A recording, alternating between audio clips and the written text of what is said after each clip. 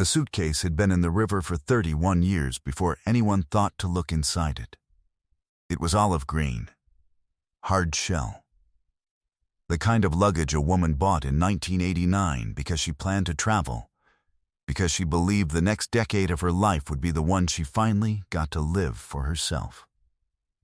On the morning of October 14th, 1993, Margaret Cole walked out of her small rented house on Linden Street in Ashford, Vermont, carrying that suitcase down to her green Buick Skylark, and was never seen alive again. That is not a story about a woman who ran away from her life. That is a story about a woman whose life was taken from her by someone she trusted, and whose body was hidden for 3 decades, less than 2 miles from her own front door. And it would take a drought, a teenage boy with a fishing rod, and a single waterlogged tag still legible after 31 years of submersion to finally name the man responsible. But before we get to any of that, we have to go back to the autumn of 1993. Because to understand what was lost, you first have to understand who Margaret Cole was. Ashford, Vermont, in the fall of 1993, was the kind of place where the air smelled like wood smoke from the first week of October until the first heavy snow, where the leaves turned in waves of red and amber across the Green Mountains, and where the local diner still wrote the day's specials on a chalkboard out front with a piece of yellow chalk that had been there for as long as anyone could. Remember, the town had a population of just under 2,600. There was 1 stoplight. There was 1 elementary school, 1 volunteer fire department, and 1 bridge across the Mad Branch River, where everyone slowed down, because it was narrow enough that 2 cars couldn't pass at the same time if one of them was a pickup. Margaret Cole had grown up in Ashford. She'd been born there in 1955, the only daughter of a dairy farmer and a church organist, and she'd left exactly once, for 3 years in her early 20s, before coming home because her mother got sick and someone had to help. She was 38 years old that October. She worked as a bookkeeper at Ashford Lumber, a job she had held for 14 years and was very good at.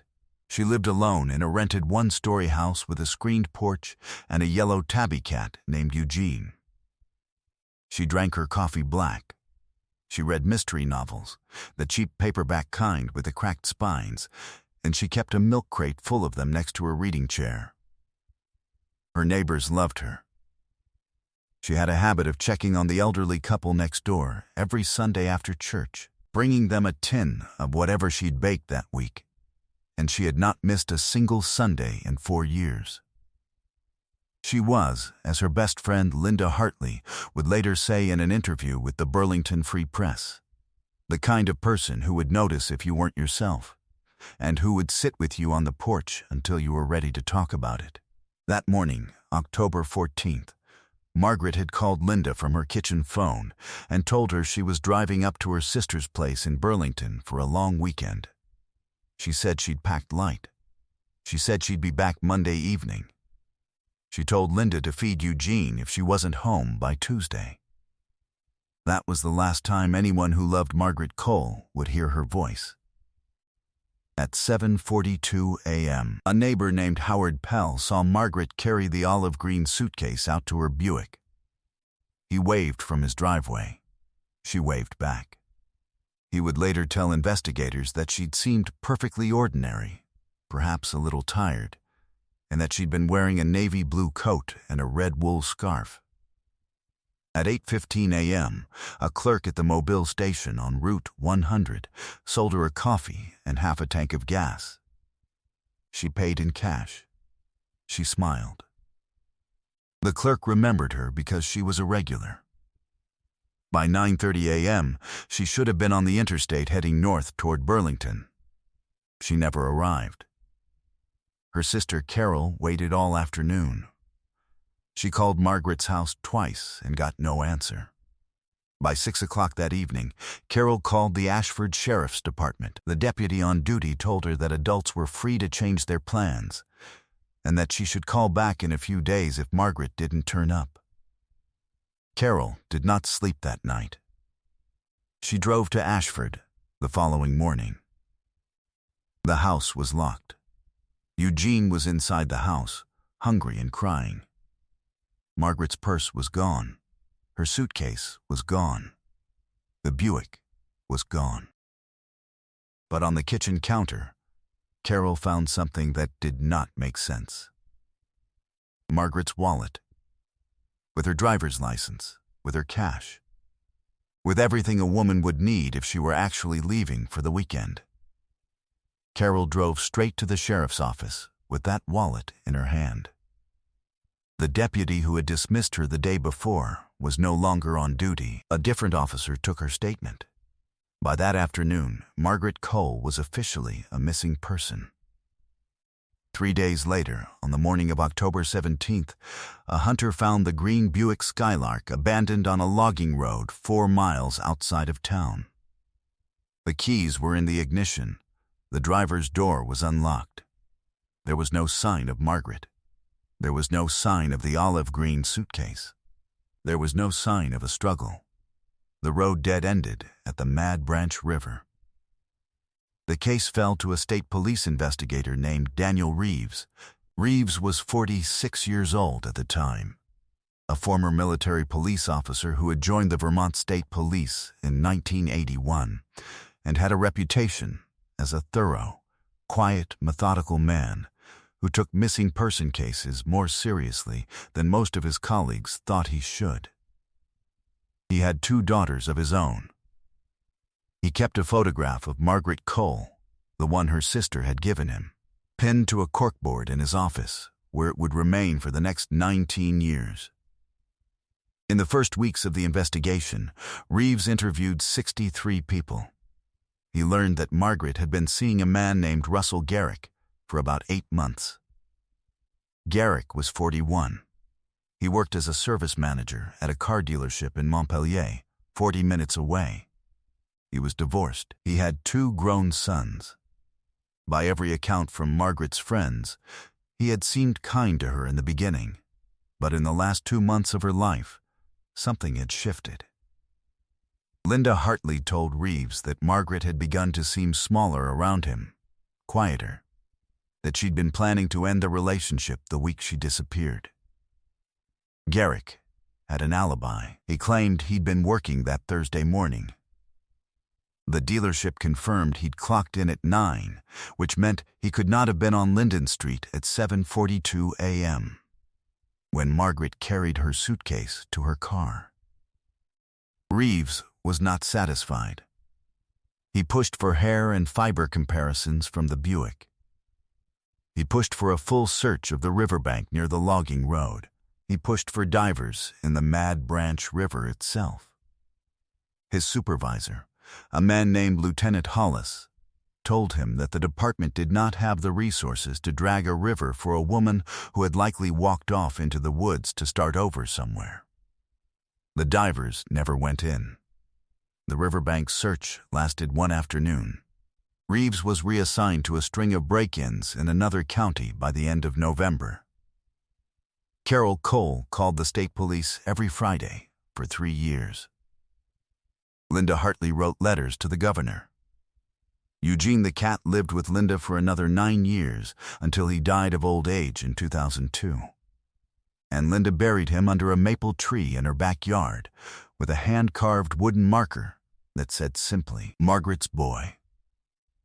By the spring of 1996, 2.5 years had passed, and the case had been moved into a gray metal filing cabinet in the back of the Ashford State Police Barracks. By 1999, Margaret's mother had died without knowing what happened to her daughter.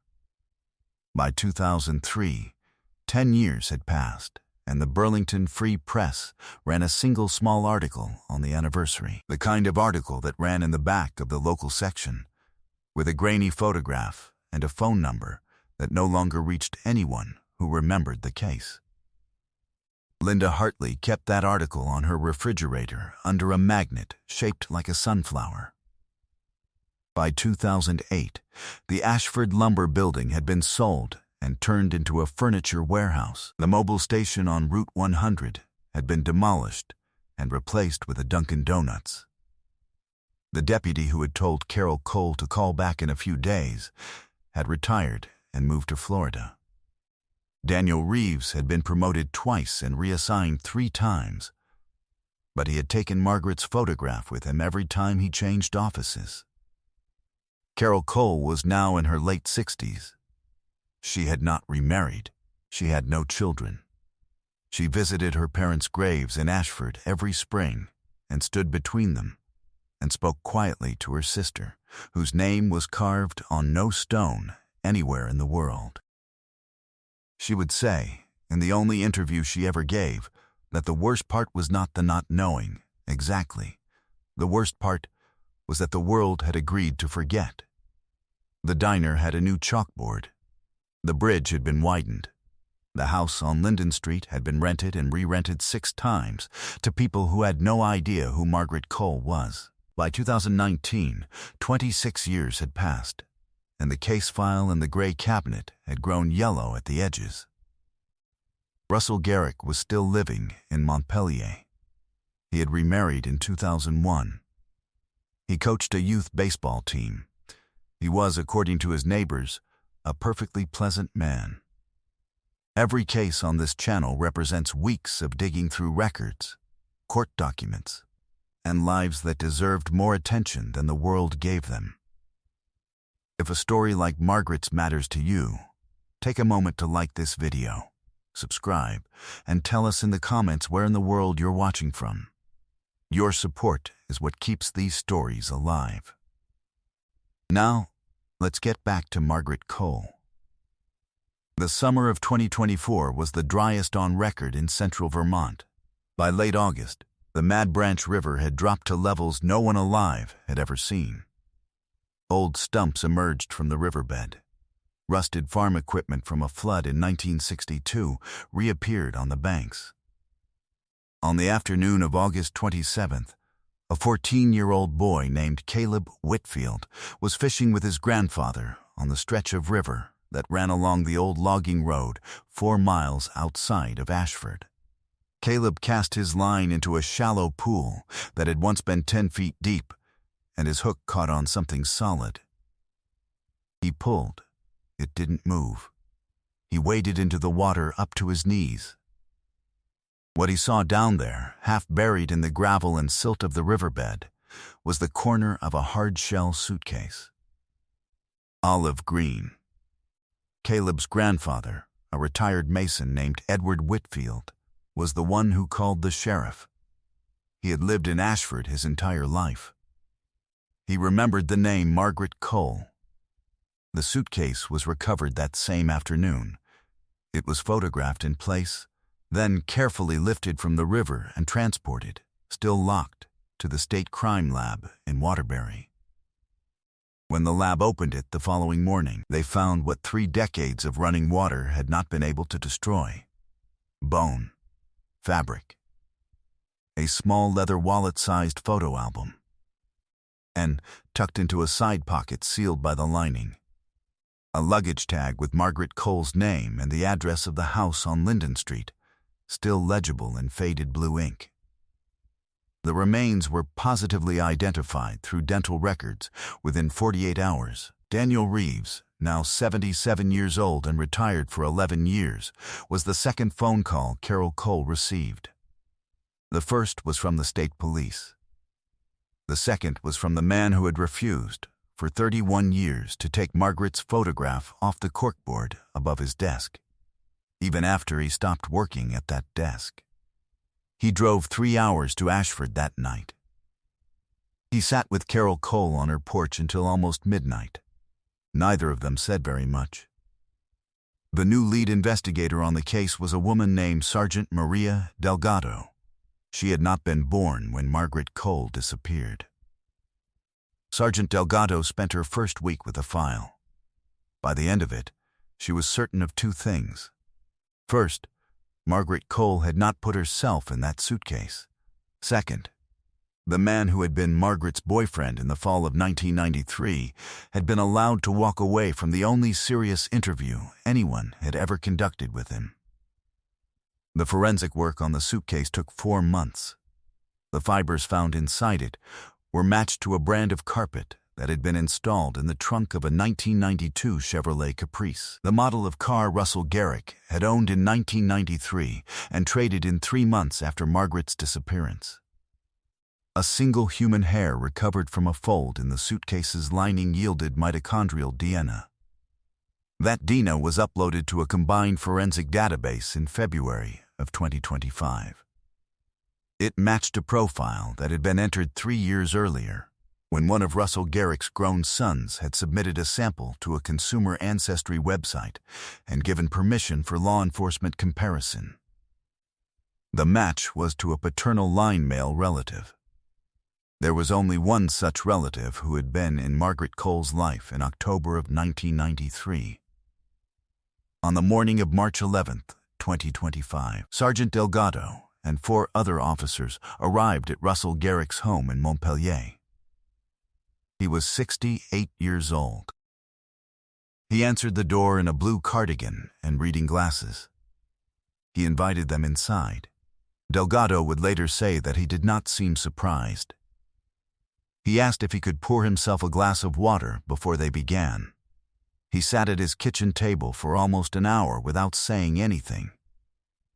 Then he asked, very quietly, if Margaret's sister was still alive. When Delgado told him that she was, Garrick put his face in his hands and cried for a long time.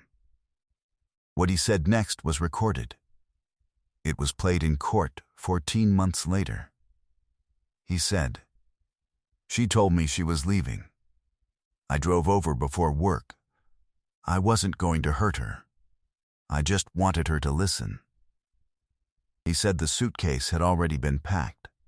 He said he didn't remember everything that happened in the kitchen. He said he remembered putting her in the trunk of his car and driving to the logging road and walking down to the river with the suitcase in his arms because he could not carry her any other way. He said he had stood at the edge of the water for a long time before he let it go. He said he had gone to work that morning, exactly on time, and clocked in at 9. Russell Garrick was indicted for second-degree murder in April of 2025. He pleaded guilty in October of the same year, 2 days before what would have been Margaret Cole's 70th birthday, and was sentenced to 35 years in state prison. He will die there. The community of Ashford, the version of it that still remembered, did not react with shock so much as with a kind of long, slow exhale. The people who had known Margaret had always believed that something terrible had happened to her. They had simply been told, for 31 years, that what they believed was not enough.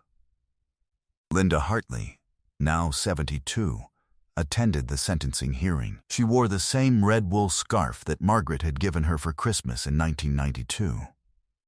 She read a statement to the court. She said that Margaret had been the kind of friend who would have stood by her own side of an empty courtroom for as many years as it took, if their places had been reversed. She said she was sorry it had taken so long. Carol Cole did not attend. She was 81 years old. She had been told by her doctors that she should not make the drive. Instead, on the morning of the sentencing, she drove herself to her parents' graves in Ashford. She stood for a long time between them. This time, she had something to tell her sister. Daniel Reeves was there in the courtroom. He sat in the back row. He had brought, in his coat pocket, the photograph of Margaret Cole that had been pinned above his desk for 19 years, and that he had kept on the kitchen wall of his own home for the 11 years after that. He did not say anything to anyone. After the sentence was read, he walked out alone. Margaret Cole was 38 years old. She read paperback mysteries and she drank her coffee black, and she had a yellow cat named Eugene and an elderly couple next door she checked on every Sunday with whatever she had baked that week.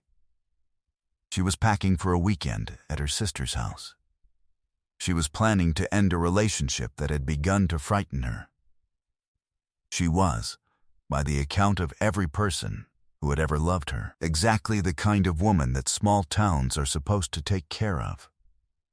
The system that was supposed to protect her did not. The detective who was supposed to find her was not allowed to.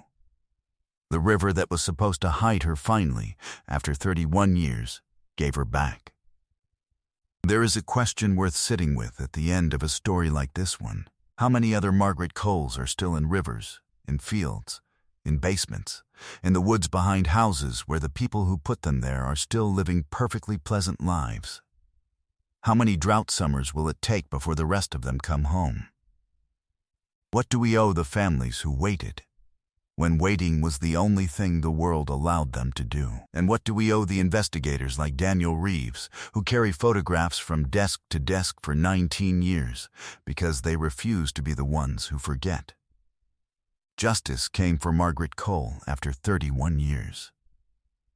Stories like hers remind us that truth, however slow, however buried, however far downstream it may have traveled, always finds its way back to the surface. If you believe that too, subscribe so you don't miss the next case. More solved cold cases are waiting in the description below. Thank you for being here. Thank you for remembering Margaret.